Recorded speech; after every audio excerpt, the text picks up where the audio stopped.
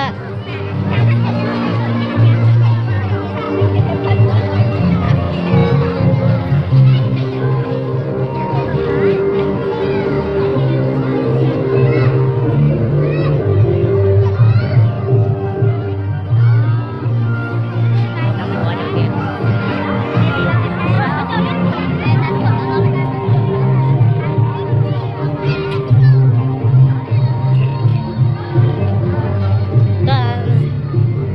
Quay coi. Đây gái đông lắm nha mọi người nhé.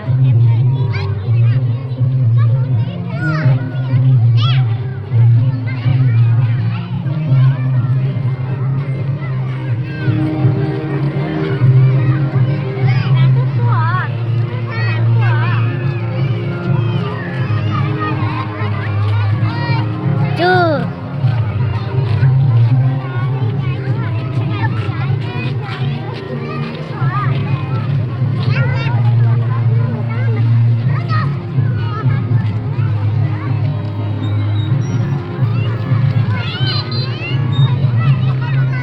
Mẹ cho mua là nè bỏ mua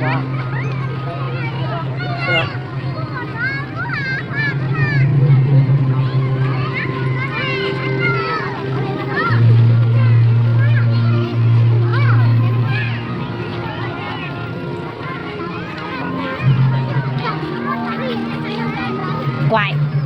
Quay sự mong có thế đó.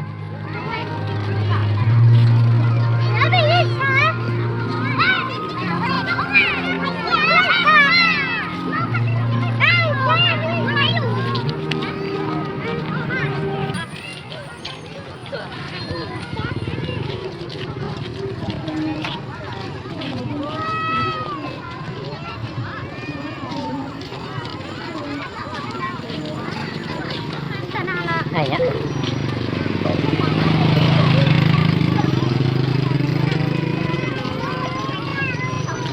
Gặp chú tiền tiền ư.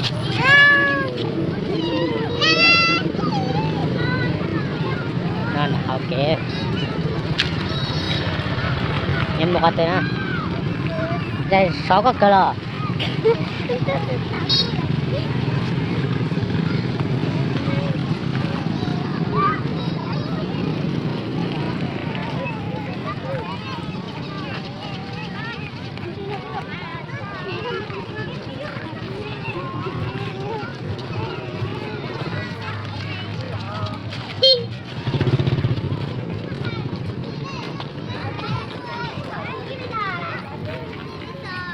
Đây là trung tâm cầm nhé.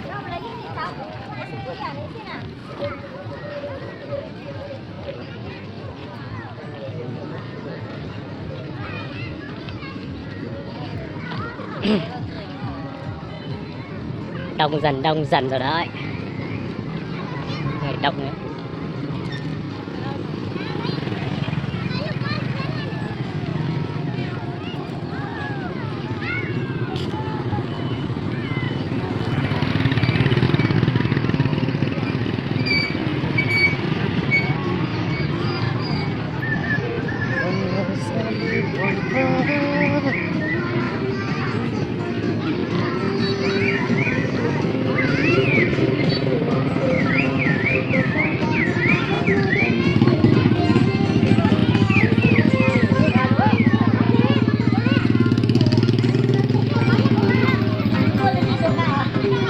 Một cái đó.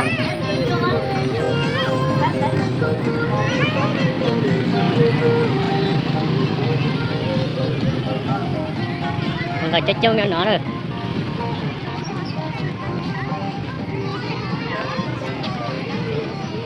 Xem ra đây có xa đâu. Con gái xinh nha mọi người. Ngại gì?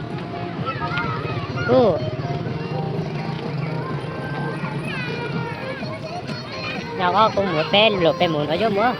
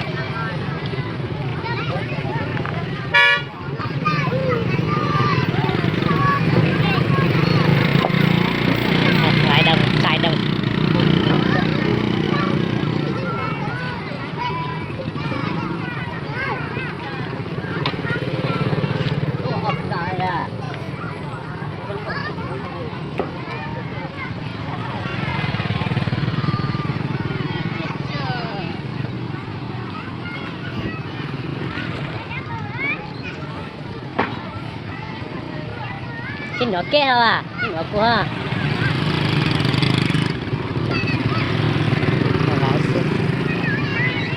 Mình qua lại nhé, mình chủ yếu là đi qua gái sinh cho mọi người xem thôi.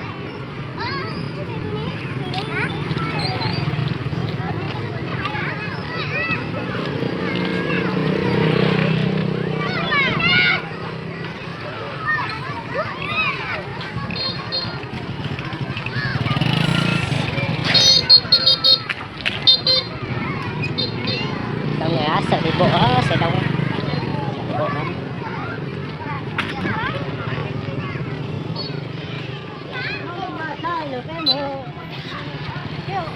Không cần đi mọc trầu ở cái cành vui rồi.